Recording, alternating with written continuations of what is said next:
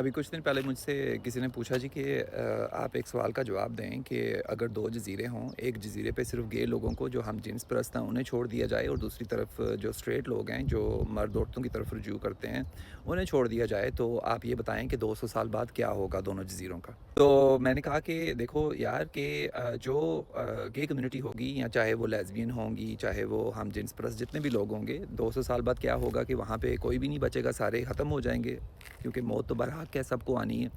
और जो स्ट्रेट लोग हैं वहाँ पे आगे औलाद चलेगी, नस्ल चलेगी, लेकिन ये याद रखना कि उस नस्ल में से दोबारा गे लोग पैदा होंगे, उस नस्ल में से दोबारा हम जिन्स परस्त पैदा होंगे, उसी नस्ल में दोबारा लेस्बियन औरतें भी पैदा होंगी, ट्रांसजेंडर जो लोग हैं ख्वाजा सरा वो भी पैदा होंगे। तो मुझे तो इस लॉजिक की समझ ही नहीं आती कि वो कौन लोग हैं जो इस तरह की मिसालें लेके आते हैं जी कि दो जजीरे होंगे तो एक तरफ हम जिन्स परस्त लोग होंगे तो 200 साल बाद क्या होगा और उसके बाद क्या होगा।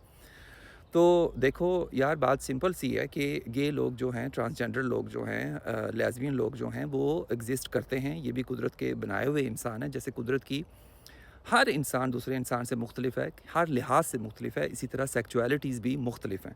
इसमें कोई शक नहीं है कि कुदरत ने जो 90% लोग बनाए हैं वो स्ट्रेट ही हैं, क्योंकि इसी तरह आगे से नस्ल चलनी होती है।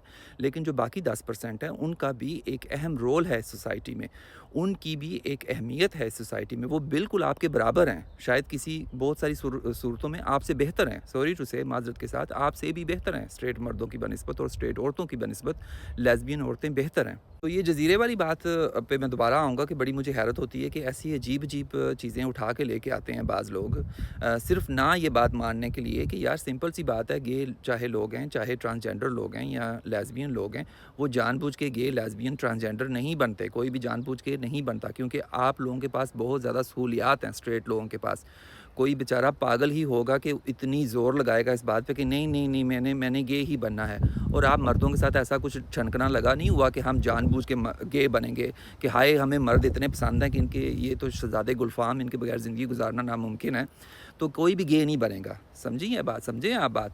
मुझसे कोई पूछे काश मेरा ये नेचुरल ना होता कि मैं लड़कों की तरफ मेरा इंटरेस्ट ना होता, किसी का इस पे ज़ोर नहीं है, कुदरत की तरफ से है, तो मैं तो सो बिस्मिल्लाह करके लड़कियों के साथ शादी करता, अपनी ज़िंदगी आगे बढ़ाता। बात करने का मकसद ये है कि ये नेचुरल है। अब ये इस तरह के प्रोपोगंडे और अजीबो किस्म की सोच, मुझे नहीं पता कि ये लोगों का प्रोपोगंडा है या उनकी सोच ही इतनी महदूद है।